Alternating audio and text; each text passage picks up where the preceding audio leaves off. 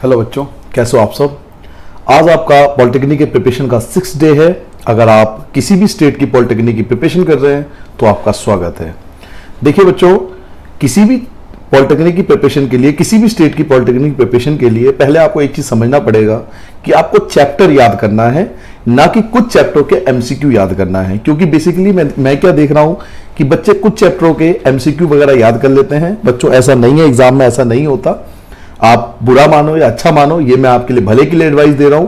और जिन्होंने मेरी बात मानी है मैं उनका आपको रैंक दिखा देता हूं। मैंने प्रीवियस वीडियो में भी आपको दिखाया और ये एक एक रिजल्ट यूट्यूब पे अवेलेबल है with roll number and application number. तो सारे रिजल्ट जो आपको सामने दिखा रहा हूं with photo, roll number, application number सबके दिए हुए हैं A to Z। तो और अभी जो हाल में 2019 का पेपर हुआ था उसमें तो मैंने लाइव वीडियो बच्चों को बोलते हुए आपको यूट्यूब पे डाल रखा है, तब वहां से चेक कर सकते हो। क्योंकि देखो एमसीक्यू जो हम याद करते हैं ना बेटा, या कहीं से भी आप तैयारी कर रहे हो, किसी यूट्यूब से कर रहे हो या फिर आप कहीं भी तैयारी कर रहे हो, अगर आप सिर्फ एमसीक्यू भेज दो, किसी बुक से तैयारी कर रहे हो, तो एमसीक्यू इजीली हर चैप्टर के पीछे मिल जाता है। आप कोई भी गाइड खरीद लो, वहां हर चैप्टर के पीछे मिल जाता है एमसीक्यू। आपने 10 एमसीक्यू कर लिए, 20 एमसीक्यू कर लिए, लेकिन वो पूरा चैप्टर कवर नहीं करेगा। तो मैं आपको यही एडवाइस दूंगा इतने सालों के एक्सपीरियंस के बाद कि आप चैप्टरों की डेप्थ स्टडी कीजिए, एक एक चैप्टर को क्लियर करते चाहिए डे बाय डे, और फिर देखिए कमाल, आपकी रैंक टॉप लेवल पे पहुंच जाएगी। तो चलिए आज स्टार्ट करते हैं 6th डे, जिसमें हमारा पहला टॉपिक है अम्ल। अम्ल क्या होता है बेटा? अम्ल के कारण भोजन का स्वाद खट्टा होता है। तो आपको इतना याद नहीं करना, आपको इतना याद रखना अम्ल का स्वाद खट्टा होता है। केवल यही चीज याद करनी है कि अम्ल का स्वाद खट्टा होता है। आपको सारी चीज याद नहीं करनी, आपको केवल इतनी बात ध्यान रखनी है कि अम्ल का स्वाद खट्टा होता है, बस इतनी बात याद रखनी है। ठीक है। नेक्स्ट क्या है? भोजन में विद्यमान क्षारक। क्षारक के कारण स्वाद कड़वा होता है। तो आपको यह याद रखना है कि क्षारक का जो स्वाद होता है वो कड़वा होता है। अब इस पे कई क्वेश्चन बन सकते हैं कि क्षारक का स्वाद कैसा होता है, कड़वा, या कड़वा किसका स्वाद होता है, क्षारक का। तो ये आप पे डिपेंड करता है कि आप उस चीज को कितना जल्दी समझते हो। तो दो चीज समझ में आ गई, अम्ल खट्टे होते हैं और क्षारक कड़वे होते हैं। नेक्स्ट, अम्ल जो होता है बच्चों वो नीले लिटमस को लाल कर देता है। अम्ल क्या करता है? नीले लिटमस को लाल कर देता है। और वही क्षार क्या करता है? क्षार लाल लिटमस को नीला कर देता है। क्षार क्या करता है? लाल लिटमस को नीला कर देता है। साबुन, आप एग्जाम में आ चुका है साबुन की प्रकृति, आप उठा के देख लो एग्जाम में। जो भी मैं आपको पढ़ा रहा हूं ना, इसका इससे बड़ा प्रूफ मैं आपको नहीं दे सकता कि पूरा चैप्टर होने के बाद एक बार आप प्रीवियस ईयर का पेपर जरूर देख ले। मैंने वो भी यूट्यूब पे डाल रखा है, पिछले 4 से 5 सालों का पेपर है आपके पास, एक नहीं, दो नहीं, 4 से 5 सालों का पेपर आपको मिल रहा है यूट्यूब पे। आप जाइए और वहां चेक कीजिए पूरा पेपर, आप देखोगे A to Z जो मैं पढ़ा रहा हूं उससे बाहर एक भी क्वेश्चन साइंस में आपको नहीं मिलने वाला। और यही चीज जब मैं मैथ पढ़ाऊंगा आप देख लेना। तो पेपर में आ चुका है साबुन की प्रकृति। तो साबुन की प्रकृति क्षारीय होती है। लिटमस, हल्दी, ये सब क्या है? प्राकृतिक सूचक। ये तो वैसे भी पता लग रहा है, क्यों? क्योंकि लिटमस जो है वो भी पत्तों से बनता है और हल्दी जो है वो भी पत्तों से बनता है, पेड़ों से बनता है। तो जो पेड़ों से निकलते हैं वो प्राकृतिक सूचक ही होंगे, सीधी सी बात है। और ऐसे ही संश्लेषित सूचक, बच्चों संश्लेषित सूचक वैसे तो कई होते हैं, लेकिन आपके सिलेबस में केवल 2 नाम आपको याद रखने हैं। एक का नाम याद रखना है मैथिल ऑरेंज और एक का नाम फिनॉल फैथलीन। तो संश्लेषित सूचक कितने याद रखने हैं? 2, मैथिल ऑरेंज और फेनॉल फैथलीन। ये 2 संश्लेषित सूचक हैं और इनके अलावा कुछ भी आ जाए वो सब प्राकृतिक सूचक में आप टिक कर देना। ठीक है। मैं ये चीज कहना चाहता हूं कि मैथिल ऑरेंज और फेनॉल फैथलीन के अलावा कुछ भी आ जाए आप उसे डायरेक्ट प्राकृतिक सूचक में टिक कर देना। जैसे लिटमस, लिटमस क्या है? प्राकृतिक सूचक। इसका रंग कैसा होता है? इसका जो एक्चुअल रंग है इसके सोल्यूशन का, विलियन के, इसके लिटमस का जो विलियन होता है, इसका जो सोल्यूशन होता है, इसका एक्चुअल रंग बच्चों बैगनी होता है। और ये भी पेपर में आ चुका है कि लिटमस सोल्यूशन का कलर कैसा होता है, तो बैगनी रंग का होता है। और ये कौन से प्लांट से बनता है? तो ये लिचेन पौधे से बनता है। लिचेन पौधा जो थैलोफाइटा ग्रुप का है, ये मैं आपको बायो में पढ़ाऊंगा, बायोलॉजी के अंदर बताऊंगा थैलोफाइटा क्या होता है। तो बस अभी आपको याद रखना है कि लिटमस विलियन बैगनी रंग का होता है। क्या बोला? लिटमस विलियन बैगनी रंग का होता है और थैलोफाइटा समूह के लिचेन पौधे से निकाला जाता है। कौन से पौधे से निकाला जाता है? लिचेन नाम के पौधे से निकाला जाता है। नेक्स्ट बात करेंगे बहुत सारे प्राकृतिक सूचक, जैसे लाल पत्ता गोभी, हल्दी, हाइड्रेंजिया, पेटूनिया, जर्मेनिया, कई फूलों की पंखुड़ियां, ये सभी प्राकृतिक सूचक है। मैंने आपसे क्या कहा? आप सिर्फ इतना याद रखिए कि मैथिल ऑरेंज और फेनॉल फैथलीन ये दोनों संश्लेषित सूचक है। इनके अलावा कुछ भी आ जाए, इवन कुछ के नाम ऐसे होंगे जो आपने कभी सुने भी नहीं होंगे, इस पर कई क्वेश्चन बन सकते हैं। अब मैं भी चाहूं तो एमसीक्यू बेस एक छोटा सा वीडियो बना दूंगा जिसमें 15, 20 या 25 एमसीक्यू डाल दूंगा और आप खुश होकर उसे समझ लोगे। नहीं, ये प्रिपरेशन का सही तरीका नहीं है। इससे आप कभी भी एग्जाम में क्वालिफाई नहीं कर पाओगे, चाहे आपको मेरी बात बुरी लगे। लेकिन एक कहावत है ना, दवाई कड़वी होती है बट वो फायदा बहुत करता है अगर आप उसे जल्दी समझ लो तो। मैं ये कहना चाहता हूं कि मेथिल ऑरेंज और फिनॉल फिथिलीन के अलावा कुछ भी आ जाए आप उसे प्राकृतिक सूचक में टिक कर देना। कुछ के फॉर्मूले वो आपको याद करने हैं। कौन कौन से? हाइड्रोक्लोरिक अम्ल, इनमें से मैं जानता हूं कि आपको 90% तो ऐसे याद होंगे क्योंकि आप 10th में थे या 10th पास हो चुके हो। तो हाइड्रोक्लोरिक एसिड HCl होता है, सल्फ्यूरिक अम्ल H2SO4 होता है, नाइट्रिक अम्ल HNO3 होता है, ये बहुत आता है। नाइट्रिक एसिड HNO3 होता है। एसिटिक एसिड ये बहुत बार आ चुका है, एसिटिक एसिड। एसिटिक अम्ल का फॉर्मूला होता है CH3COOH। ऐसे सोडियम हाइड्रोक्साइड का फॉर्मूला NaOH। कैल्शियम हाइड्रोक्साइड हम खुद ही बना सकते हैं, कैल्शियम का फॉर्मूला Ca और हाइड्रोक्साइड OH2 तो खुद भी बना सकते हैं calcium hydroxide. Potassium hydroxide, potassium का फॉर्मूला K और हाइड्रोक्साइड हम जानते हैं OH का 2 होता है। मैग्नीशियम हाइड्रोक्साइड, मैग्नीशियम का Mg, हाइड्रोक्साइड का OH2 होगा। फिर अमोनियम हाइड्रोक्साइड, तो अमोनिया का फॉर्मूला होता है NH4 और हाइड्रोक्साइड का फॉर्मूला है OH। तो ये सब फॉर्मूला हम खुद भी बना सकते हैं। तो ये कुछ बेसिक फॉर्मूले हैं जो एग्जाम में आते हैं, तो ये आपको याद रखने हैं, ठीक है। अब आते हैं बच्चों नेक्स्ट पॉइंट पे। नेक्स्ट पॉइंट हमारा गंधीय सूचक। ये गंधीय सूचक क्या होता है? गंधीय सूचक वह पदार्थ होते हैं जिसकी गंध अम्लीय तथा क्षारीय माध्यम में बदल जाती है। अर्थात कुछ ऐसे पदार्थ होते हैं जिसको अगर अम्ल के साथ मिला दो या उसे क्षारक के साथ मिला दो तो उसका जो गंध है ना बच्चों वो बदल जाता है। ये टॉपिक ये कहना चाहता है कि कुछ पदार्थ ऐसे होते हैं जिनको अम्ल या क्षारक में मिला दोगे तो उसका स्मेल जो है वो चेंज हो जाता है, उसे गंधीय सूचक कहते हैं। अब आज तक का इतिहास है कभी भी गंधीय सूचक क्या होता है एग्जाम में नहीं आया, लेकिन हाँ गंधीय सूचक का उदाहरण है वो जरूर आता है। तो वेनिला और प्याज, वेनिला और प्याज दो मशहूर एग्जाम्पल है, जो फेमस एग्जाम्पल है, ये एग्जाम में आता है। एग्जाम्पल ये पूछा जाता है कि निम्नलिखित में से कौन सा गंधीय सूचक है, या फिर आपको पहचानना पड़ेगा निम्नलिखित में से कौन सा गंधीय सूचक नहीं है। तो वेनिला और प्याज दो फेमस एग्जाम्पल है, ये याद रखना, ये दोनों ही गंधीय सूचक के बेहतरीन एग्जाम्पल है। नेक्स्ट आते हैं धातु और अम्ल। धातु और अम्ल के बीच अभिक्रिया। तो आप एक काम करना, ये मत याद करना, ये लाइन मत याद करना, केवल इतनी बात याद कर लेना, ये चीज आप याद कर लेना। केवल ये जो फॉर्मूला लिखा हुआ है ना, क्या लिखा हुआ है कि धातु और अम्ल दोनों मिलकर क्या बनता है? लवण और हाइड्रोजन गैस। अब एग्जाम में क्या करते हैं, धातु प्लस अम्ल लवण लिख देगा और यहां क्वेश्चन मार्क डाल देगा, धातु प्लस अम्ल लवण लिख देगा और यहां खाली स्थान या क्वेश्चन मार्क डाल देते हैं। तो आपको याद रखना पड़ेगा यह हाइड्रोजन गैस है। तो ना आपको ये रिएक्शन याद करनी है, ना आपको ये लाइन याद करनी है, केवल ये फॉर्मूला लिख लेना अपनी कॉपी में कि अम्ल प्लस धातु लवण प्लस हाइड्रोजन गैस। क्लियर हो गया? तो केवल आपको ये फॉर्मूला याद करनी है। नेक्स्ट पॉइंट पे आते हैं बच्चों, साबुन। साबुन के बारे में एक खास चीज आती है एग्जाम में, वो बता देता हूं। साबुन के जो विलयन होते हैं ना, वो पृष्ठीय तन्यता बहुत कम होती है। इसकी पृष्ठीय तन्यता जो होती है वो बहुत कम होती है, याद रखोगे। अब पृष्ठीय तन्यता होने के कारण क्या होता है, इसमें बुलबुले बनते हैं। आप देखते हो ना, अक्सर हम साबुन लगाते हैं या पानी में से घोलते हैं, सर्फ वगैरह को हम देखते हैं पानी में घोलते हैं तो बुलबुले से बनते हैं। क्यों बनते हैं? क्योंकि इसकी पृष्ठीय तन्यता जो होती है वो बहुत कम होती है। ये रीजन है कि साबुन और सर्फ को पानी में घोलने पर उसमें बुलबुले बनते हैं, क्योंकि इसकी पृष्ठीय तन्यता बहुत कम होती है, जिससे गैस को प्रभावित होती है, गैस निकलती है, हाइड्रोजन गैस निकलती है, जिसकी वजह से बुलबुले बनते हैं। नेक्स्ट आप याद करोगे जिंक और सोडियम हाइड्रोक्साइड। तो जिंक और सोडियम हाइड्रोक्साइड, अब मत याद करो, ये पूरी लाइन मत याद करो, ये भी मत याद करो, केवल ये याद रख लो कि जिंक और सोडियम हाइड्रोक्साइड मिलकर सोडियम जिंक ऑक्साइड और हाइड्रोजन गैस बनता है। तो मेन इसमें हाइड्रोजन गैस है जो आपको याद रखनी है। कौन सी गैस निकलती है? तो हाइड्रोजन गैस निकलती है। किस किस की रिएक्शन? जिंक, एक तो जिंक और सोडियम हाइड्रोक्साइड। तो जिंक और सोडियम हाइड्रोक्साइड के बारे में केवल आपको ये चीज याद रखनी है, या तो आप ये याद कर लो कि हाइड्रोजन गैस उत्पत्ति होती है, या फिर ये रिएक्शन याद कर लो कि हाइड्रोजन गैस निकलती है, क्योंकि मेनली हाइड्रोजन ही पूछता है कौन सी गैस निकलती है। ठीक है, अगला आता है बेटा सोडियम कार्बोनेट। ये रहा सोडियम कार्बोनेट, ये रहा आपके सामने, और दूसरा है हाइड्रोक्लोरिक अम्ल। इनके बीच रिएक्शन। अब आप कहोगे सर जी ऐसे तो बहुत सारे रिएक्शन याद करने पड़ेंगे। बिल्कुल नहीं, कुछ बेसिक रिएक्शन होते हैं बच्चों, हर चैप्टर के अंदर कुछ बेसिक रिएक्शन होते हैं। मुश्किल से ये रिएक्शन आप गिनोगे तो मुश्किल से 8 से 10 रिएक्शन होते हैं, केवल हमें यही एग्जाम में याद करना होता है। अगर रिएक्शन आता है तो इससे बाहर नहीं आता। चाहे आप किसी भी स्टेट की पॉलिटेक्निक की प्रिपरेशन करो, आप चेक कर लेना अपने प्रीवियस ईयर के पेपर में, इन रिएक्शनों से बाहर नहीं आता।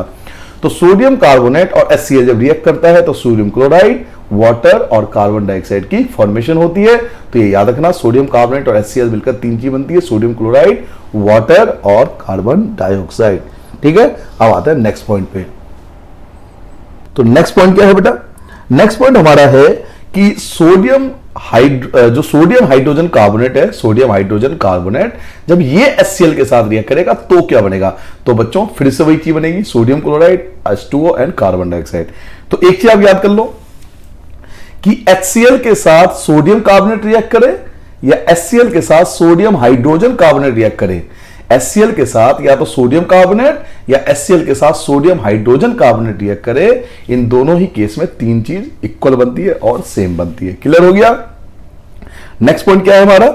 ये हम पहले भी पढ़ चुके हैं कि कार्बन डाइऑक्साइड गैस के चूने के पानी में प्रभावित करने पर चूने का पानी दुधिया हो जाता है। यह मैं आपको पहले भी वीडियो में बता चुका हूं, शायद डे 4 या डे 5 में था ये, कि कौन से गैस के कारण चूने का पानी दुधिया हो जाता है। तो कार्बन डाइऑक्साइड मेन यही है, और कुछ नहीं पूछेगा, ना रिएक्शन पूछेगा ना कुछ और पूछेगा, केवल यही पूछता है कि किस गैस के प्रभाव के कारण चूने का पानी दुधिया हो जाता है। तो कार्बन डाइऑक्साइड जो है गैस है वो रीजन है। ठीक है, नेक्स्ट पॉइंट ये भी हम डिस्कस कर चुके हैं पहले ही कि कार्बन डाइऑक्साइड और कैल्शियम हाइड्रोक्साइड जो ये आप ऊपर पढ़ चुके हो, जिसकी वजह से कैल्शियम कार्बोनेट बनती है और वाटर बनता है, ये हम पहले पढ़ चुके हैं। और दूसरा, कैल्शियम कार्बोनेट जब कार्बन डाइऑक्साइड के साथ रिएक्ट करता है तो कैल्शियम हाइड्रोजन कार्बोनेट की फॉर्मेशन होती है। ठीक है, तो ये आपको दो रिएक्शन याद रखनी है। एक तो ये दुधिया वाला एग्जांपल था जो पहले हम पढ़ चुके हैं, दूसरा कैल्शियम कार्बोनेट जब कार्बन डाइऑक्साइड के साथ रिएक्ट करता है तो कैल्शियम हाइड्रोजन कार्बोनेट की फॉर्मेशन होती है। अब ये कैल्शियम कार्बोनेट, जो कैल्शियम कार्बोनेट बार बार आपको बोल रहा हूं, कैल्शियम कार्बोनेट क्या है? ये कैल्शियम कार्बोनेट बच्चों मार्बल है, घरों में यूज करते हैं ना, जब हम घर बनाते हैं तो वहां भी तो मार्बल यूज करते हैं, तो वो कुछ नहीं कैल्शियम कार्बोनेट ही है। तो कैल्शियम कार्बोनेट चूना, पत्थर, खड़िया, संगमरमर अलग अलग नामों से जाना जाता है।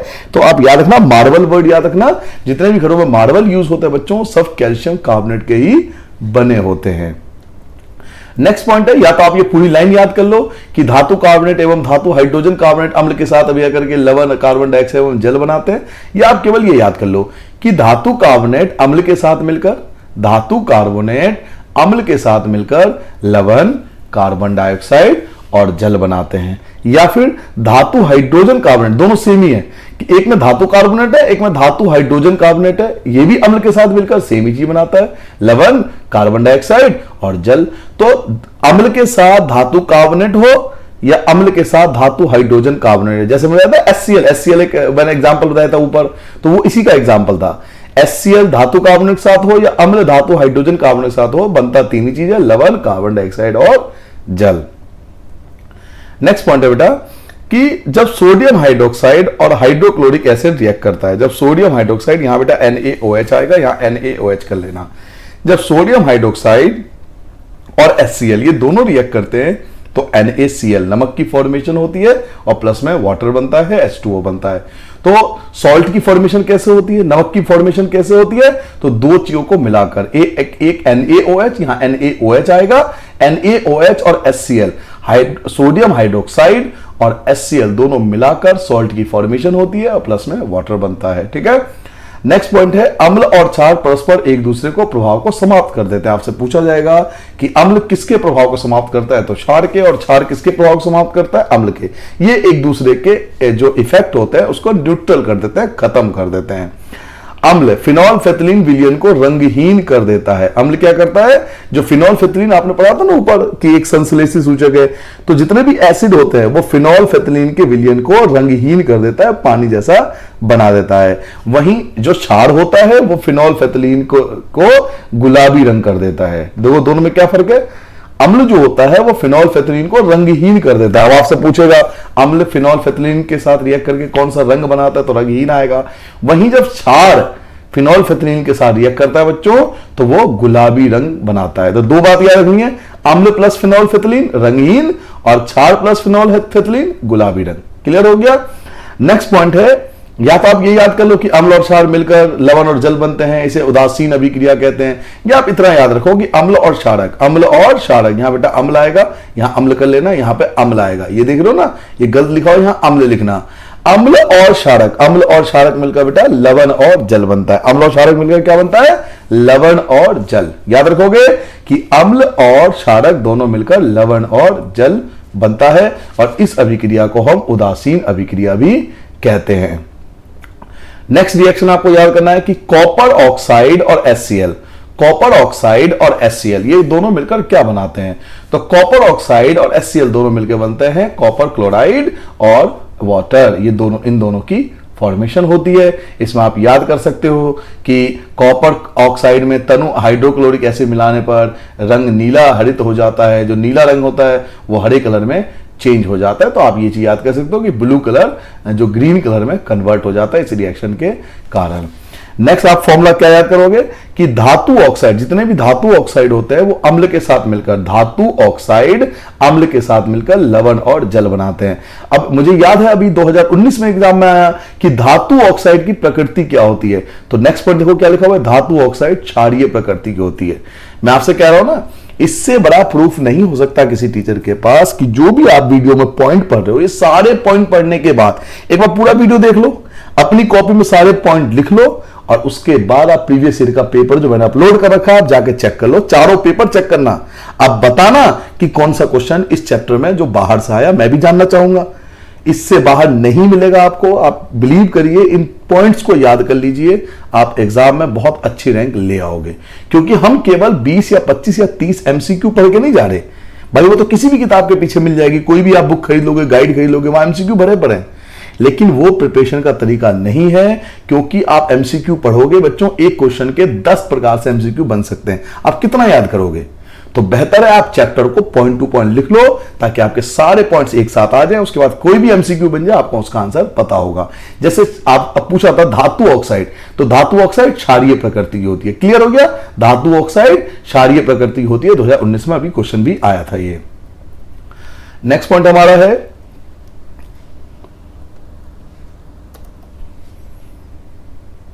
नेक्स्ट पॉइंट भी वही है, तो आपको अलग से याद करने की आवश्यकता नहीं है। नेक्स्ट पॉइंट में आपको याद करना है कि धात्विक ऑक्साइड क्षारीय ऑक्साइड भी कहते हैं। धात्विक ऑक्साइड को अभी बताया था ना क्षारीय प्रकृति की होती है, तो धात्विक ऑक्साइड क्षारीय ऑक्साइड भी कहते हैं। क्लियर हो गया?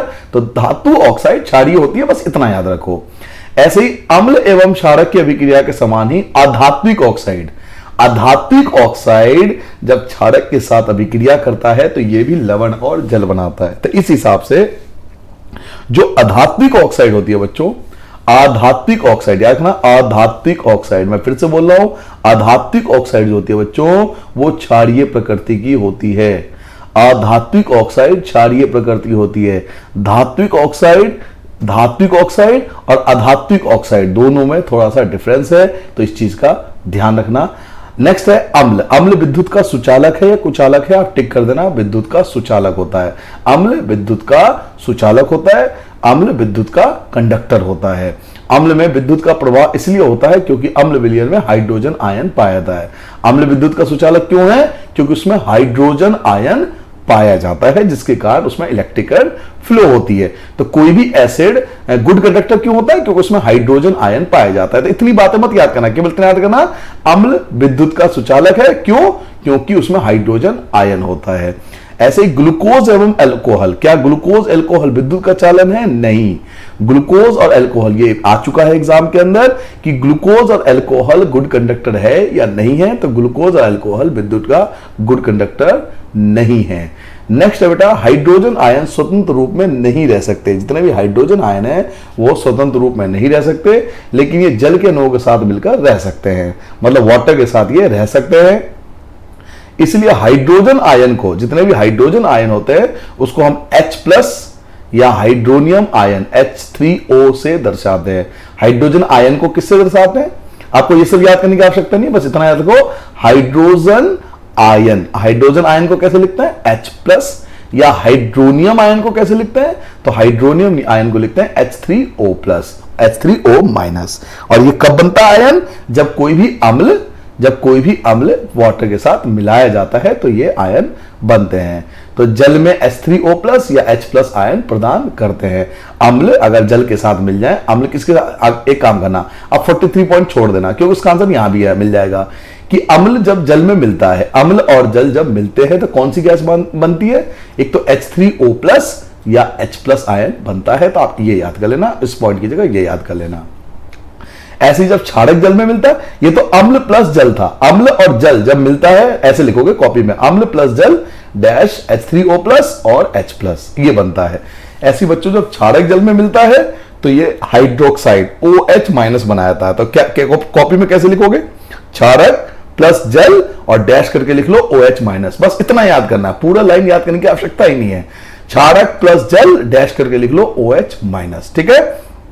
अभी मैंने आपको शुरू में बताया था कि साबुन की जो प्रकृति होती है वो क्षारीय होती है, तो साबुन का स्वाद कड़वा होता है तो वो क्षारीय होगा, ये आप पहले ही पढ़ चुके हो। मेन चीज आपको ये बताना है कि जल में जो घुलनशील क्षारक है वह क्षारक जो जल में घुल जाते हैं, जल में घुलनशील क्षारक को क्षार कहते हैं। याद रखोगे, जल में घुलनशील क्षारक को क्षार कहते हैं, इस चीज का याद रखना। यानी जो क्षारक जल में घुल जाएगा, जो क्षारक जल में घुल जाएगा उसको हम क्षार कहते हैं। और कुछ क्षारों के नाम याद कर लेना, कुछ क्षार ऐसे हैं जो जल में घुल जाते हैं, जैसा sodium hydroxide, magnesium hydroxide, potassium hydroxide, ये कुछ क्षारों के एग्जाम्पल है। अब आपको एग्जाम्पल क्यों बता रहा हूं आप sodium hydroxide, magnesium hydroxide, potassium hydroxide? क्योंकि एग्जाम्पल पूछता है कि इनमें से कौन सा क्षार है या इनमें से कौन सा क्षार नहीं है। तो सर जी ऐसे तो बहुत सारे एग्जाम्पल हो सकते हैं। हाँ बिल्कुल, ऐसे हजारों एग्जाम्पल है। आपको सारे थोड़ी याद करने हैं, आपको केवल ये 3 ही याद करने हैं, क्योंकि ये आपके लेवल पे है, आपके स्टैंडर्ड के हिसाब से है, और जो प्रीवियस ईयर में आ चुका है उनके एक्सपीरियंस के बेस पर है कि कुछ क्षारक आपको ना याद रखने हैं। Sodium hydroxide, magnesium hydroxide, potassium hydroxide, आप देखना 99% यही पूछा जाता है सोडियम हाइड्रोक्साइड कि निम्न में से कौन सा क्षार है, तो आप सोडियम हाइड्रोक्साइड वाला ऑप्शन ढूंढ के उस पर टिक कर देना। ये ना मिले तो मैग्नीशियम हाइड्रोक्साइड और ये ना मिले तो पोटेशियम हाइड्रोक्साइड, ठीक है। नेक्स्ट पॉइंट क्या है? जल में अम्ल या क्षारक के घुलने की प्रक्रिया ऊष्माक्षेपी होती है। हाँ जी, ये भी पूछ चुका है कि जब जल और अम्ल जब दोनों मिल जाते हैं, जब जल और अम्ल मिलते हैं, यानी जब जल में अम्ल को डाला जाता है तो वो कौन सी अभिक्रिया है? वो ऊष्माक्षेपी अभिक्रिया है, क्योंकि हीट रिलीज होती है, ऊष्मा बाहर आती है, इसलिए ये ऊष्माक्षेपी अभिक्रिया है, ठीक है बेटा। नेक्स्ट पॉइंट है, अम्ल को सदैव धीरे धीरे जल में लगातार हिलाते हुए जल में मिलाना चाहिए। इसमें आपको पूरा मत याद करना, मैं इसको सिंपल भाषा में समझा देता हूं। अम्ल को सदैव जल में मिलाना चाहिए। अब ऑप्शन क्या पूछता है कि इनमें से कौन सा सही है? ऑप्शन ऐसे आएगा, जल को अम्ल में मिलाना चाहिए, अम्ल को जल में मिलाना चाहिए, दोनों को साथ मिलाना चाहिए, इस टाइप का आपको कंफ्यूज कर देगा। तो याद रखना, अम्ल को, क्या लिखा हुआ है? अम्ल को जल में मिलाना चाहिए। क्या बोला मैंने? अम्ल को जल में मिलाना चाहिए, कभी भी जल को अम्ल में नहीं डालना चाहिए, अम्ल को जल में मिलाना चाहिए। इतना याद रखना, ये यहां तक चाहिए तक, इसके बाद जो है वो याद करने की आवश्यकता नहीं है। अम्ल में जल मिलाने पर, अब पहले पढ़ चुके हो H3O+ या O+ आयन, या पहले पढ़ चुके हो कि जल में अम्ल मिलाने पर H3O+ या OH बनता है, और ये भी आप पढ़ चुके हो कि जल में क्षारक मिलाने पर, तो ये दोनों पॉइंट आप स्किप कर सकते हो। अम्ल प्लस जल मैंने बताया था H3O+ या H+, और क्षारक प्लस जल OH-, या पहले पढ़ चुके हो, तो इस पॉइंट को स्किप कर देना। नेक्स्ट पॉइंट क्या है? अम्ल वे पदार्थ है जिनमें हाइड्रोजन होता है, उन्हें जब पानी में मिलाया जाता है तो हाइड्रोजन आयन बनते हैं। तो ये भी आप क्लियर हो चुका है। ये बार बार पॉइंट्स क्यों लिखे जाते हैं? ये बार बार इसलिए लिखे गए बेटा क्योंकि अलग अलग ईयर में क्वेश्चन का पूछने का जो तरीका था उनका वो अलग अलग था। अलग अलग साल में क्वेश्चन पूछने का तरीका था वो अलग अलग था, इसलिए एक ही चीज को अलग अलग लैंग्वेज में बताया गया है ताकि आप पेपर के अंदर कंफ्यूज ना हो, ठीक है। ऐसे ही क्षारक फिर से आ गया, वही पानी में मिलेगा तो पानी में मिलने का हाइड्रोक्साइड, वही सेम चीज है, तो आप इसे स्किप कर सकते हो। 50, 51, 52, 53 इन चारों पॉइंट का यही मतलब है कि अम्ल प्लस जल H3O+ या H+ आयन बनता है, और अम्ल प्लस क्षारक OH हाइड्रोक्साइड आयन बनाता है। इन चारों पॉइंट का मतलब यही है जो आप ऊपर पढ़ चुके हो। प्रबलम, प्रबलम कौन होता है? जिसमें H+ आयन बहुत ज्यादा होता है, जिसमें H+ आयन बहुत ज्यादा होता है उसे बोलते हैं प्रबल अम्ल। कौन होता है प्रबल अम्ल? जिसमें H+ आयन बहुत ज्यादा होता है। बट आज तक कभी भी एग्जाम में ये नहीं पूछा गया कि प्रबल अम्ल क्या होता है। एग्जाम में ये आता है कि निम्नलिखित में से कौन सा प्रबल अम्ल है, आपको ढूंढना पड़ेगा, पहचानना पड़ेगा, और मैं आपको लिख के दे रहा हूं कि इन तीनों के अलावा कभी भी एग्जाम में बाहर से नहीं आया। तो जैसे ही पूछे ना प्रबल अम्ल कौन सा है, तो ऑप्शन ढूंढ लेना, H2SO4 या HNO3 या HCl, इन तीनों में से कोई एक मिलता है। या एग्जाम में ऐसे ही पूछता है कि इनमें से कौन सा प्रबल अम्ल नहीं है, तो इन तीनों के अलावा जो चौथा हो उसे टिक कर देना कि वो नहीं है। क्लियर हो गया। इसलिए मेन 3 एग्जाम्पल ये वाले याद रखना है कि ये प्रबल अम्ल है। ऐसी दुर्बल अम्ल कौन होगा, जिसमें H+ आयन कम होता है। तो मत याद करना, मैं खुद एडवाइस दे रहा हूं, पर दुर्बल अम्ल की डेफिनेशन मत याद करना, कभी भी नहीं पूछेगा। दुर्बल अम्ल का एग्जाम्पल पूछेगा। तो 2 एग्जाम्पल इसके बहुत फेमस है। एक एग्जाम्पल है CH3COOH और एक एग्जाम्पल है H2CO3। तो ये 2 एग्जाम्पल आप याद करना, किसके, दुर्बल अम्ल के। तो प्रबल अम्ल का एग्जाम्पल और दुर्बल अम्ल का ये एग्जाम्पल याद कर लेना। ऐसी प्रबल क्षारक कौन होता है, प्रबल क्षारक वो होता है जिसमें OH आयन बहुत ज्यादा होता है।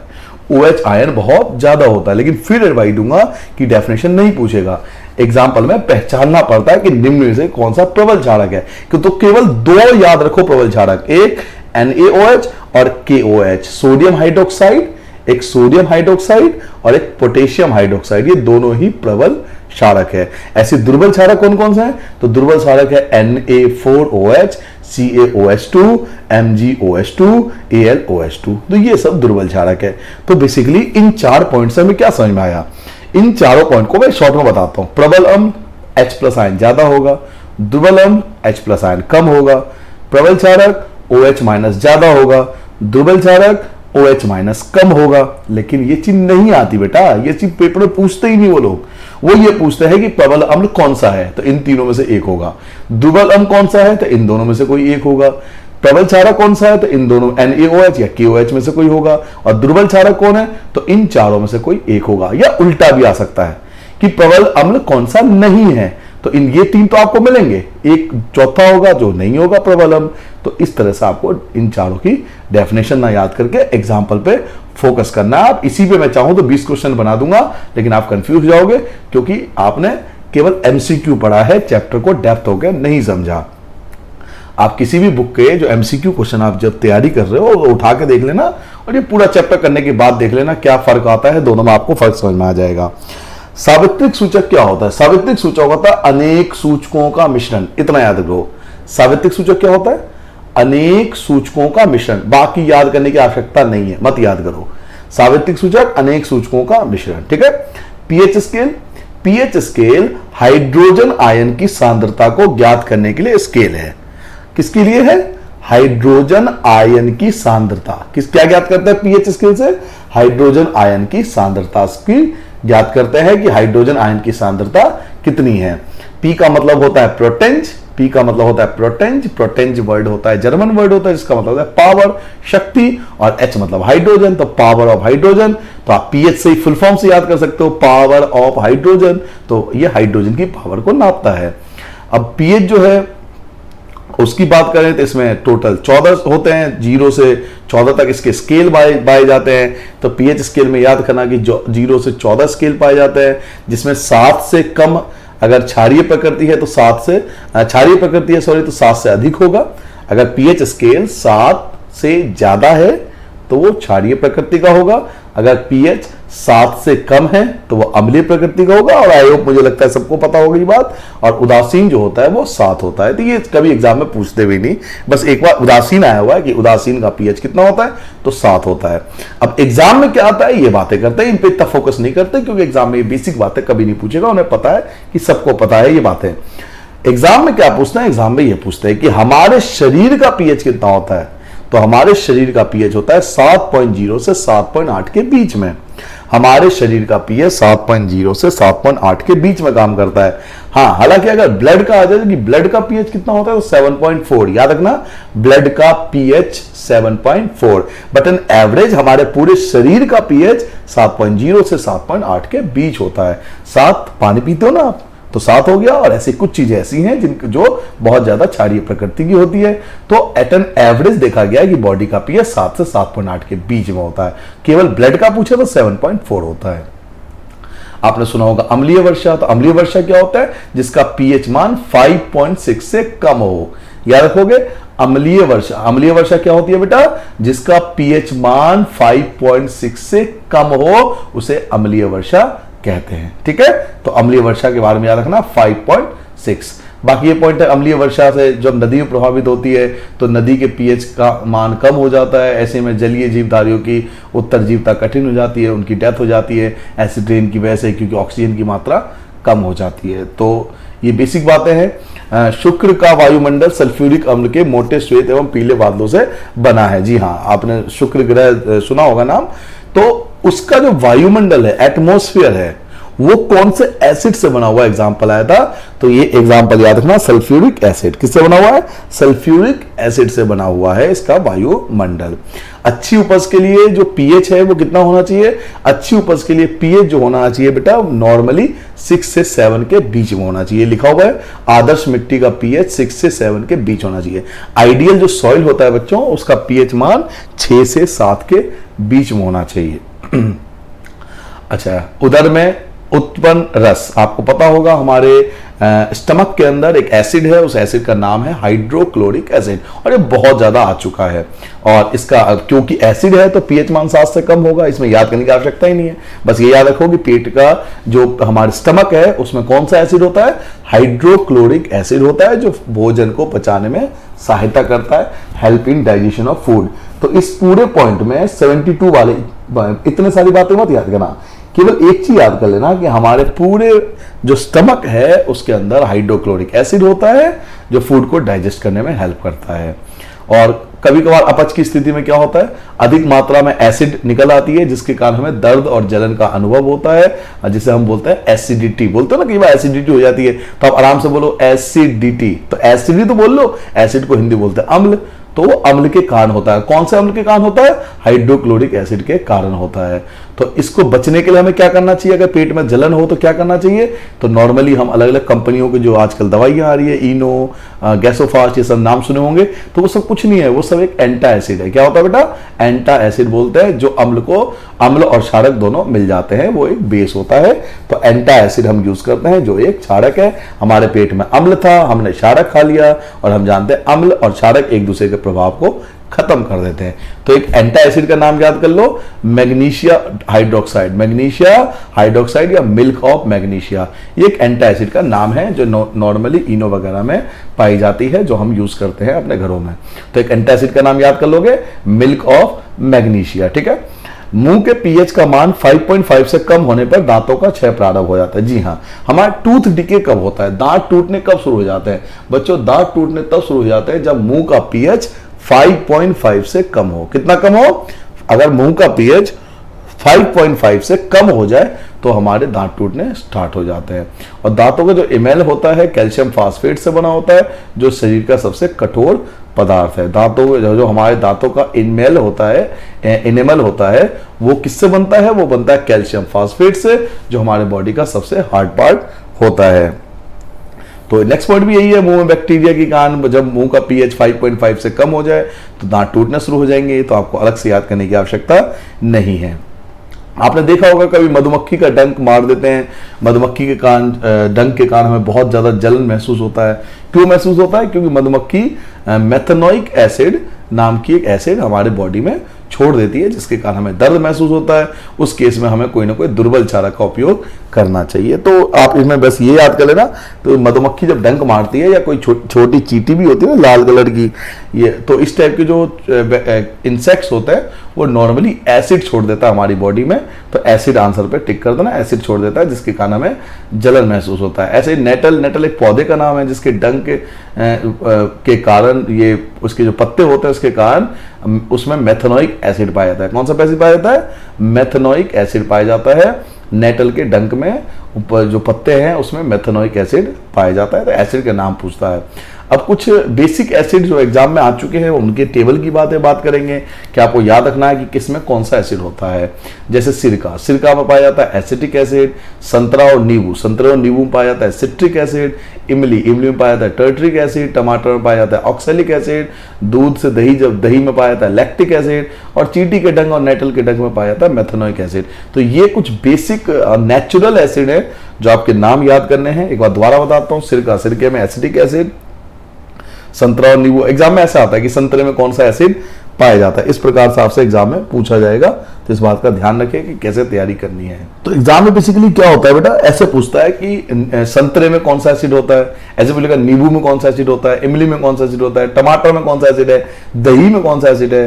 तो इस टाइप के क्वेश्चन आते हैं, तो इस बात का ध्यान रखें। आपको इन नेचुरल एसिड के नाम एज इट इज याद करना है कि किस में कौन सा एसिड पाया जाता है। ठीक है, प्रबल अम्ल और प्रबल क्षारक। अगर प्रबल अम्ल हो, अम्ल भी प्रबल हो और क्षारक भी प्रबल हो, तो उदासीन लवण बनता है। याद रखोगे, प्रबल अम्ल, अम्ल भी प्रबल हो और क्षारक भी प्रबल हो, तो उदासीन लवण बनता है। और हम जानते हैं कि उदासीन का pH 7 होता है, तो इसमें कुछ अलग से याद करने की जरूरत नहीं है। अंडरस्टैंडिंग है कि उदासीन लवण जो होता है इसका pH 7 होता है।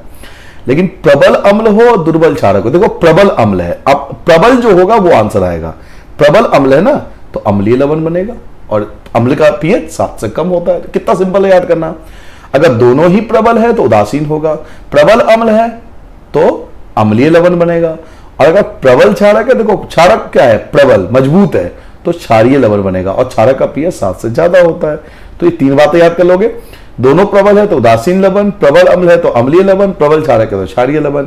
उदासीन में pH 7 होगा और अम्ल में 7 से कम होगा और क्षारक में 7 से ज्यादा होगा।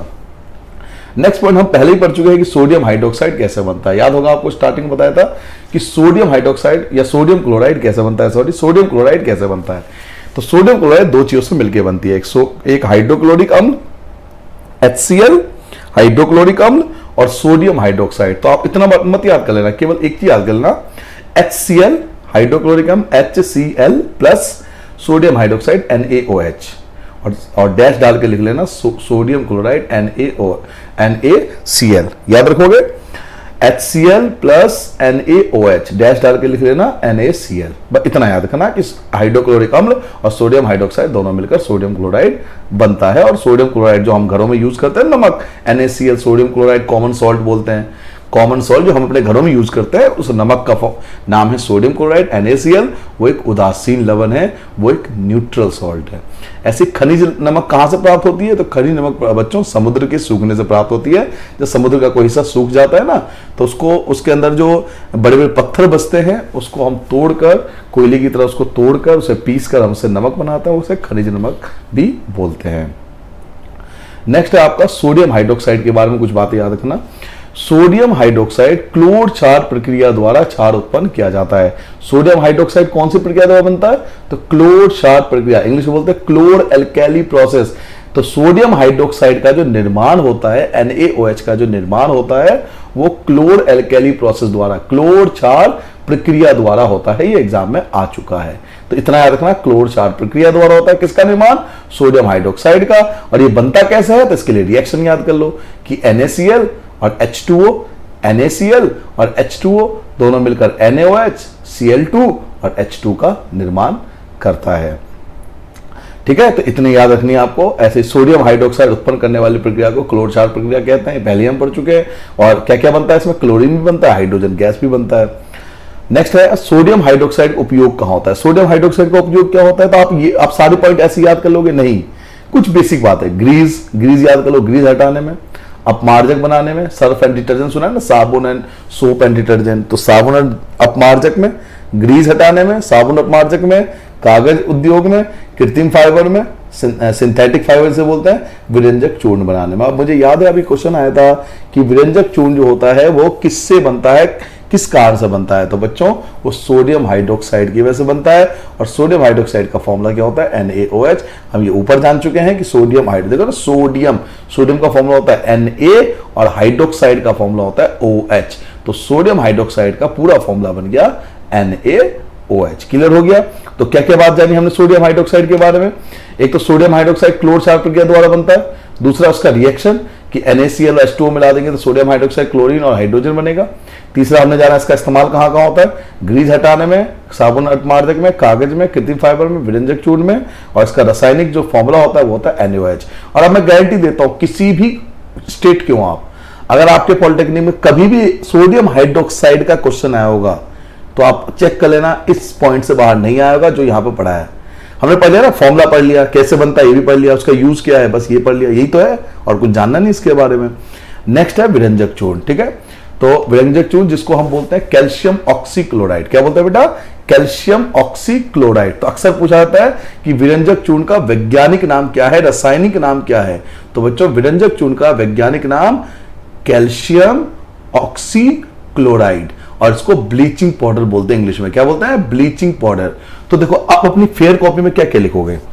विरंजक चूर्ण डैश डाल के लिख लो कैल्शियम ऑक्सीक्लोराइड, डैश डाल के लिख लो ब्लीचिंग पाउडर, और डैश डाल के लिख लो CaOCl2, क्योंकि चारों का मतलब सेम है। देखो मैंने चार बातें बताई है। विरंजक चूर्ण को कैल्शियम ऑक्सीक्लोराइड कहते हैं, कैल्शियम ऑक्सीक्लोराइड को ही ब्लीचिंग पाउडर कहते हैं, और ब्लीचिंग पाउडर का फॉर्मूला होता है CaOCl2। क्लियर हो गया? चार बातें, विरंजक चूर्ण, कैल्शियम ऑक्सीक्लोराइड, ब्लीचिंग पाउडर और CaOCl2। ये चार बातें याद रखो, इससे बाहर कभी कुछ पूछा नहीं गया एग्जाम के अंदर। नॉर्मली जो 99% फॉर्मूला आता है, कभी अगर ठीक है अगर आगे एग्जाम में तो ये बनता कैसे है, तो बनता कैसे है? तो कैल्शियम हाइड्रोक्साइड में जब क्लोरीन मिलाते हैं, कैल्शियम हाइड्रोक्साइड में जब क्लोरीन मिला देते हैं तो कैल्शियम ऑक्सीक्लोराइड और वाटर की फॉर्मेशन होती है। तो नॉर्मली कभी पूछा नहीं रिएक्शन, फिर भी ऐसा भी हो सकता है कि आपको कैल्शियम हाइड्रोक्साइड क्लोरीन दे दे, यहां आपको क्वेश्चन मार्क देंगे और प्लस H2O, तो याद रखना कैल्शियम ऑक्सीक्लोराइड आएगा। अब हम नेक्स्ट बात करेंगे कि ब्लीचिंग पाउडर का इस्तेमाल कहां होता है। तो एक तो कपड़ों के उद्योग में याद रखना, कपड़ों में होता है, लकड़ी के उद्योग में होता है। मेन पॉइंट याद करो। क्यों याद करो इतना सारा? मैं खुद कह रहा हूं मत याद करो इतना सारा, केवल बेसिक पॉइंट याद करनी है। क्या?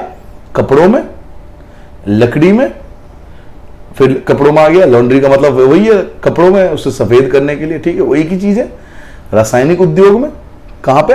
रासायनिक उद्योग में ऑक्सीकारक के रूप में, और पेयजल को संक्रमित हो आ गया क्वेश्चन, पेयजल को संक्रमित रहित करने के लिए। जी हाँ, कितनी बार आ चुका है एग्जाम में कि बच्चों जो पानी पीने वाला वाटर होता है ना, उसको हम डिसइंफेक्शन किससे करते हैं? डिसइंफेक्शन किससे करते हैं?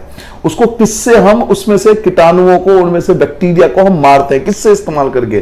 तो ब्लीचिंग पाउडर पे टिक कर देना, बिना रुके ब्लीचिंग पाउडर पे टिक कर लेना कि जो पीने वाला पानी है उसमें बैक्टीरिया को मारने के लिए, उसको डिसइंफेक्शन करने के लिए हम ब्लीचिंग पाउडर का इस्तेमाल करते हैं। ठीक है। नेक्स्ट है बेकिंग सोडा। बेकिंग सोडा क्या होता है? बेकिंग सोडा का पहला याद करना रासायनिक नाम होता है सोडियम हाइड्रोजन कार्बोनेट। क्या नाम कहोगे? Sodium hydrogen carbonate. और फॉर्मूला क्या होता है? Na मतलब सोडियम, H मतलब हाइड्रोजन और कार्बोनेट मतलब CO3। तो या तो नाम याद कर लो या फॉर्मूला याद कर लो, आपको तीनों चीज याद हो जाएगी। तो क्या क्या याद करोगे? देखो अब इतनी सारी बातें मैं याद करूंगा। अपनी कॉपी में क्या करोगे? बेकिंग सोडा, उसके आगे डैश डाल के लिख लो सोडियम हाइड्रोजन कार्बोनेट, उसके आगे डैश डाल के लिख लो NaCO3। तो तीनों चीज याद होगी ना कि बेकिंग सोडा को ही सोडियम हाइड्रोजन कार्बोनेट कहते हैं और इसका फॉर्मूला होता है NaHCO3। आप देखोगे मोस्टली जो यूट्यूब वगैरह पे डालते हैं, क्वेश्चन डाल देते हैं कि बेकिंग सोडा का वैज्ञानिक नाम क्या है। भाई क्वेश्चन तो 50 बन सकते हैं एक ही टॉपिक पे। कितना क्वेश्चन याद करेगा, कितना MCQ याद करेगा? याद कर करके एक दिन पागल हो जाएगा, कंफ्यूज हो जाएगा। बेहतर यह है कि एक चैप्टर को पकड़, उसको डेप्थ एक सारे पॉइंट बना ले कॉपी में, पॉइंट्स को लिख ले, उसके बाद 1000 MCQ दे और उसे 1000 का आंसर पता होंगे, क्योंकि तरीका समझ एग्जाम की तैयारी करने का। ठीक है, वरना भटकता रह जाएगा। भाई बार बार कह रहा हूं कि बहुत सालों के एक्सपीरियंस के बाद बता रहा हूं ये सब बातें।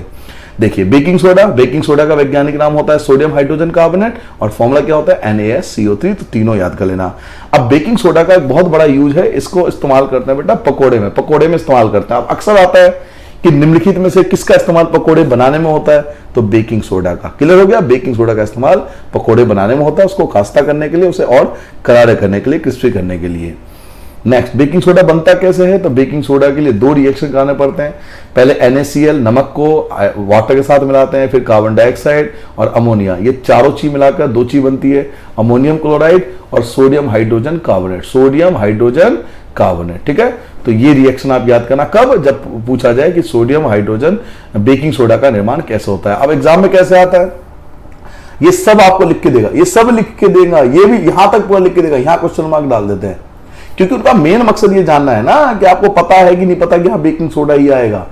तो ये 4 चीज देख रहे हो, NaCl, H2O, CO2, NH3, ये आपको याद रखना पड़ेगा। अगर ये 4 चीज एक साथ आ गई तो भाईजान यहां पर NaCO3 ही आएगा और कुछ नहीं आएगा। तो यहां क्वेश्चन मार्क डाल देते हैं, तो NaCO3 पे टिक कर देना।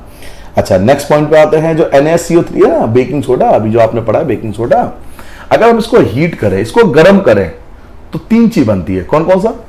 Na2CO3, H2O and carbon dioxide. किसको गर्म कर रहे हैं? बेकिंग सोडा को। अगर हम बेकिंग सोडा को क्या कर रहे हैं, गर्म कर रहे हैं, हीट कर रहे हैं, तो 3 चीज बनती है, Na2CO3 H2 और कार्बन डाइऑक्साइड। और ये जो कार्बन डाइऑक्साइड बन रही है ना, यही पाव रोटी वगैरह, केक वगैरह को फुला देती है, स्पॉन्जी बना देती है। तो किसी भी केक बनाने के लिए, केक को निर्माण करने के लिए हम क्या करते हैं, उसमें बेकिंग सोडा डाल देते हैं और उसको जब हल्का सा हीट करते हैं तो एकदम से वो फूल जाता है। क्यों? कार्बन डाइऑक्साइड की वजह से। आपने अक्सर देखा होगा कि लोग आजकल होममेड केक बनाते हैं तो उसमें इनो वगैरह डाल देते हैं। तो इनो क्या है, मैंने आपको बताया था ना, वो भी तो एक बेकिंग सोडा की तरह काम करता है ना।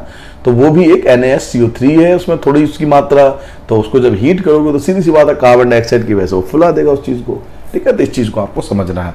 नेक्स्ट, बेकिंग पाउडर के 2 घटक सोडियम हाइड्रोजन कार्बोनेट और टर्ट्रिक अम्ल या सिट्रिक अम्ल है। बेकिंग पाउडर के कितने घटक होते हैं? तो बेकिंग पाउडर के 2 घटक होते हैं। बेकिंग पाउडर के 2 घटक होते हैं। कौन कौन से? एक लिख लेना sodium hydrogen carbonate, sodium hydrogen carbonate, और एक लिखना टर्ट्रिक अम्ल। ये 2 घटक होते हैं किसके? बेकिंग पाउडर के। नेक्स्ट क्या है?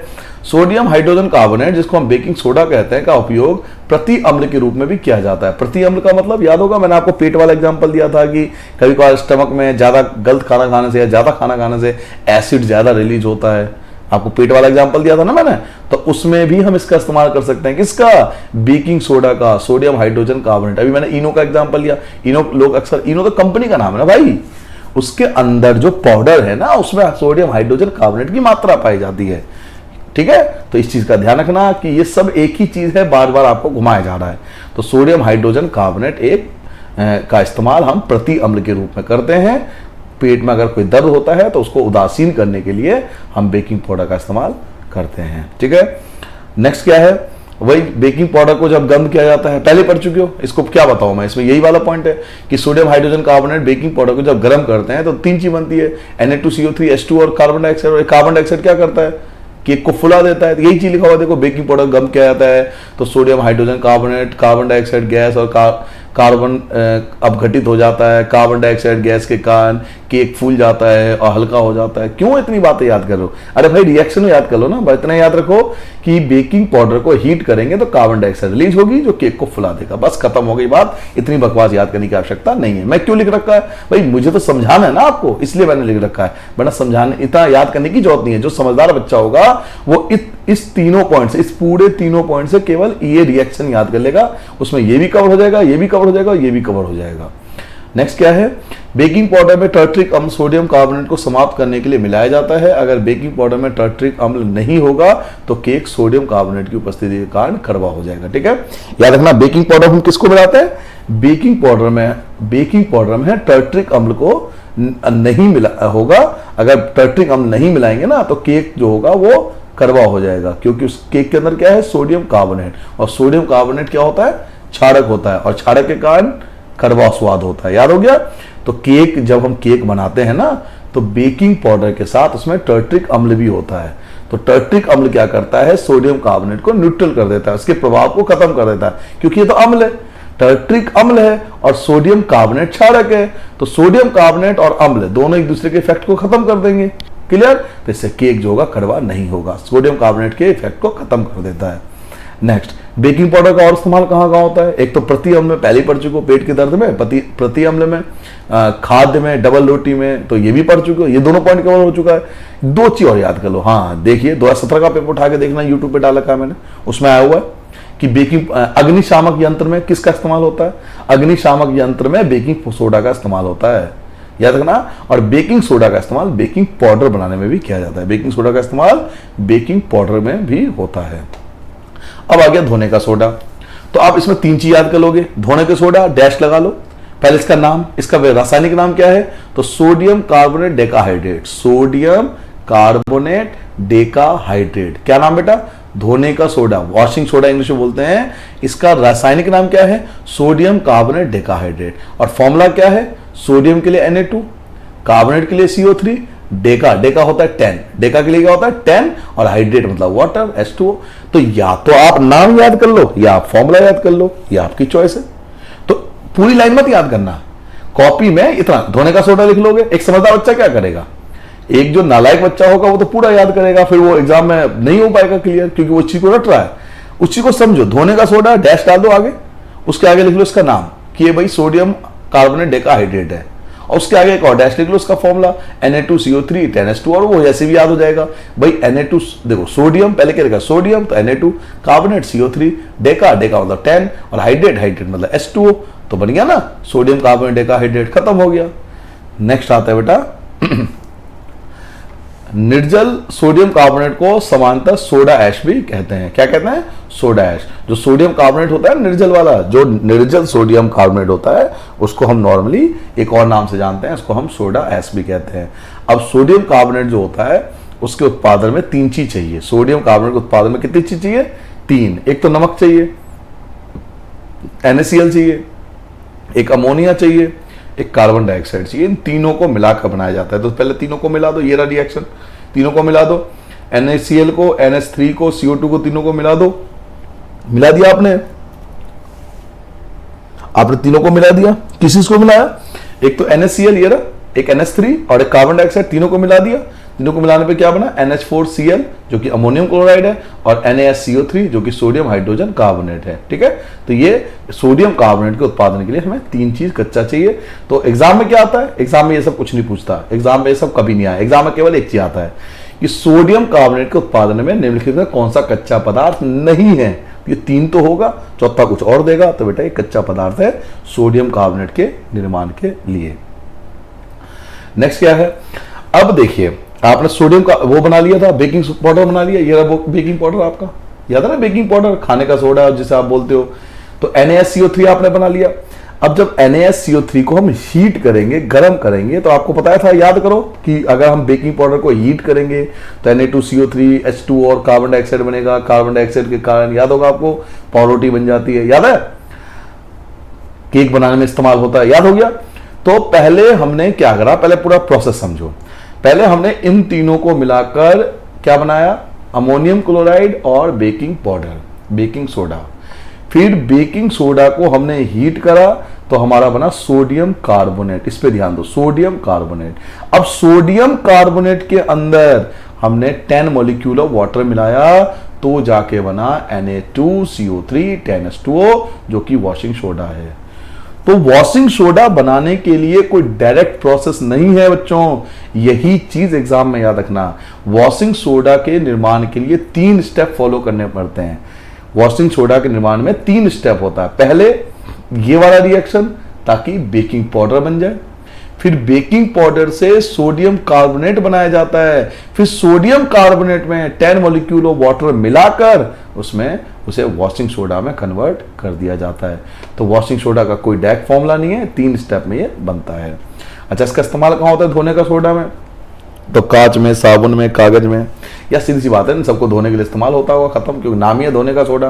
कास्टिक सोडा में, बोरॉक्स में, ठीक है। हाँ जी, आ गया 2019 का क्वेश्चन, उठा के देख लो, यूट्यूब पे जाके देख लेना। आपको मेरी बात पे भरोसा मत करना भाई, यूट्यूब पे जाओ, क्वेश्चन प्रीवियस ईयर का मैंने डाल रखा है, आप वहां उठाओ। और मेरा क्या, जो भी पढ़ा रहे हैं, कोई कहीं से भी आप पढ़ रहे हो, एग्जाम की तैयारी तो कर ही रहे हो ना आप। उन्होंने प्रीवियस ईयर के पेपर भी तो खड़े होंगे, उनसे मैच करो ना कि सर ये तो बिल्कुल मैच हो रहा है या नहीं हो रहा, बताओ। उससे आपको अंदाजा हो जाएगा कि अब आपकी तैयारी आपके सही रास्ते पे हो या गलत रास्ते पे चल रहे हो। तो ये 2019 में क्वेश्चन आया था कि पानी की कठोरता कौन दूर करता है? पानी की हार्डनेस धोने का सोडा, वॉशिंग सोडा दूर करता है। पानी की हार्डनेस जो होती है ना, जैसे समुद्र का पानी हार्ड, उसे सॉफ्ट वाटर, हार्ड वाटर, आपने सुना हो कभी, कठोर जल, मृदु जल। तो कठोर जल को मृदु जल में कन्वर्ट कौन कर सकता है? Washing soda. इसका इस्तेमाल कपड़े धोने में तो सीधी सी बात है, नाम ही धोने का सोडा, तो कपड़े धोने में तो होगा ही होगा। इसके अलावा इसका इस्तेमाल प्रयोगशाला में अभिकर्मक के रूप में भी किया जाता है। तो इन सब में सबसे ज्यादा इंपॉर्टेंट मैं ये कहूंगा कि यही है कि ये हार्ड वाटर को सॉफ्ट वाटर में कन्वर्ट करता है। तो ये पॉइंट इस वाले का याद रखना जरूर। नेक्स्ट पॉइंट है बेटा क्रिस्टलन का जल। अभी क्रिस्टलन का जल क्या होता है? अभी आपने फॉर्मूला पढ़ा था, उसमें क्या था? Na2CO3.10H2O, यानी पानी के 10 मॉलिक्यूल थे ना। तो लवण में याद रखो, लवण के अंदर जो जल की अणुओं की संख्या होती है ना, लवण मतलब Na2CO3.10H2O बोल देते ना। तो लवण में जल के अणुओं की संख्या क्रिस्टलन जल कहलाता है। जैसे कॉपर सल्फेट, नाम याद रखो कॉपर सल्फेट, एग्जाम में ऐसा आता है कि कॉपर सल्फेट में कितने क्रिस्टल के जल होते हैं, तो आंसर हो गए 5। कॉपर सल्फेट में कितने होते हैं, 5 होते हैं। ये देखो ये रहा फॉर्मूला CuSO4.5H2O। तो क्रिस्टलन का जल कितने हैं यहाँ पर, 5 है। तो ये एग्जाम में फॉर्मूला लिख के थोड़ी देगा भाई, ये तो मैं ना आपको समझाने के लिए यूज करा ना। वहां तो डायरेक्ट पूछते हैं कि कॉपर सल्फेट में क्रिस्टलन के जल कितने होते हैं, तो आंसर 5 पे टिक कर देना। ऐसे वॉशिंग सोडा में कितने होते हैं, तो वॉशिंग सोडा में 10 होते हैं। दिख रहा है ना, वॉशिंग सोडा में क्रिस्टलन के जल कितने होते हैं, 10 होते हैं। इस बात का याद रखना, ठीक है। तो ये वाला पॉइंट याद करने की आवश्यकता नहीं है। 114 आप चाहो तो छोड़ सकते हो, ये एक तरह से एग्जाम्पल है। 115 भी छोड़ देना, ये उसी का एग्जाम्पल है। और 116 पे आते हैं, 116 भी आप छोड़ सकते हो, क्योंकि ये वही कह रहा है कि Na2CO3 10H2O को अगर ब्रेक डाउन करेंगे तो Na2CO3 अलग हो जाएगा और 10 मॉलिक्यूल वाटर अलग हो जाएगा। तो कुछ अलग नहीं कह रहा इसमें भी यही बात कह रहा है, तो आप इसको भी स्किप कर सकते हो। अब 117 पॉइंट, आप बिलीव नहीं मानोगे कितनी बार आ चुका है। जिप्सम, जिप्सम को क्या नाम है वैज्ञानिक नाम, कॉपर सल्फेट डिहाइड्रेट। क्या बोलते हैं जिप्सम का वैज्ञानिक नाम क्या है बेटा, copper calcium calcium Ca calcium sulphate SO2 SO4 और डिहाइड्रेट, डी मतलब 2 और हाइड्रेट मतलब वाटर। तो क्या याद रखोगे, जिप्सम, उसका वैज्ञानिक नाम कैल्शियम सल्फेट डिहाइड्रेट, और उसका फॉर्मूला आप देखोगे कभी ना कभी, आप देखो 2018 का पेपर देखो, 19 का देखो, 17 का देखो, सब में आया हुआ लगभग। ऐसे प्लास्टर ऑफ पेरिस का आप देखोगे भरे पड़े वीडियो जिसमें बताते हैं most important question of polytechnic, क्योंकि भाई व्यू बनाना है किसी तरह से, व्यू भी तो ऐसी बढ़ेगा ना, क्योंकि बच्चे आजकल कहां पढ़ रहे हैं। आप मैं 118 पॉइंट बता रहा हूं, आधे ने तो वीडियो बंद कर दिया होगा भाई। आप में से कुछ ही होंगे जो लास्ट तक यहां तक पहुंचे भी होंगे, आधों ने तो 5 10 15 पॉइंट आते आते आते बंद कर दिया होगा, क्योंकि उन्हें एग्जाम क्वालिफाई नहीं करना, वो एग्जाम क्वालिफाई नहीं करना चाहते। जो लास्ट तक अब तक साथ हो, आप एग्जाम क्वालिफाई कर रहे हो, आप कर लोगे। तो plaster of Paris, plaster of Paris का वैज्ञानिक नाम याद कर लो, क्या नाम होता है, कैल्शियम सल्फेट हेमीहाइड्रेट। क्या नाम होता है बेटा, calcium sulphate hemihydrate. Plaster of Paris का क्या देखोगे, प्लास्टर ऑफ पेरिस, वैज्ञानिक नाम कैल्शियम सल्फेट हेमीहाइड्रेट, बीच का कुछ याद नहीं करना। और फॉर्मूला CaSO4.5H2O, CaSO4.5 आधा हाफ H2O।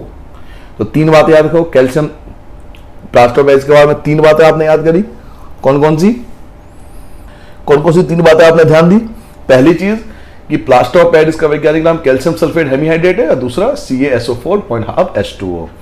अब प्लास्टर ऑफ पेरिस को बच्चों जब 373 केल्विन पर गर्म करते हैं, प्लास्टर ऑफ पेरिस को कितने पर, 373, याद रखना ये वर्ड, 373 केल्विन पर गर्म करते हैं तो जिप्सम बन जाता है। क्या बन जाता है, जिप्सम। जब जिप्सम को CaSO4 2H2O था ना, अभी पढ़ा था आपने जिप्सम, जब जिप्सम को 373 केल्विन पर हम गर्म करते हैं तो प्लास्टर ऑफ पेरिस बनता है। तो प्लास्टर ऑफ पेरिस कब बनता है, जब जिप्सम को 373 केल्विन पर हम हीट करते हैं तो प्लास्टर ऑफ पेरिस बन जाता है। इस रिएक्शन को आप उल्टा करके भी लिख सकते हो। फिर प्लास्टर ऑफ पेरिस का यूज क्या है, तो हर कोई जानता है, खिलौने में, मूर्तियों में, आभूषण में, कुछ अलग नहीं है। टूटी हड्डियों को जोड़ने के लिए डॉक्टर को कहता है ना, प्लास्टर कर दो जी, हाथ टूट गया, तो प्लास्टर का वही तो मतलब है प्लास्टर ऑफ पेरिस। दीवार में, छत में, तो कुछ अलग नहीं है इसमें, कुछ आपको ये नहीं है कि आपको याद करना है, इसमें कभी कुछ आया नहीं, बस ये फॉर्मूला याद रखना। मैं बार बार एडवाइस दूंगा, एक तो जिप्सम का formula CaSO4 2H2O calcium sulphate hemihydrate, एक प्लास्टर ऑफ पेरिस जिसका नाम होता है कैल्शियम सल्फेट हेमीहाइड्रेट, इसका फॉर्मूला ये हो गया। और जिप्सम को जब जिप्सम को 373 केल्विन पर गर्म करते हैं तो प्लास्टर ऑफ पेरिस बनता है। तो इस तरह से पूरा चैप्टर था बेटा, इसमें जो लास्ट में टॉपिक थे ये फॉर्मूले वगैरह ये सबसे ज़्यादा आते हैं, ऊपर के टॉपिक जो थे शुरू के वो कम आते हैं। नॉर्मली देखा गया है कि लास्ट में जो आप फॉर्मूले वगैरह पढ़े हो ना, जो आपने लास्ट में सबके फॉर्मूले वगैरह याद करें, अधिकतर ये आते हैं। तो मेरी तरफ से बेस्ट विशेष, आप अच्छे से तैयारी करना, ठीक है। अगर आप पूरा वीडियो देखते हो, लास्ट तक आप साथ हो, तो मैं आपको गारंटी दे सकता हूँ कि इससे बाहर कभी नहीं आया। आप इसकी अच्छे से तैयारी कीजिए, बढ़िया से पढ़िए, आपकी रैंक जरूर आएगी, इस विश्वास के साथ पढ़िए, ठीक है बेटा। Thank you.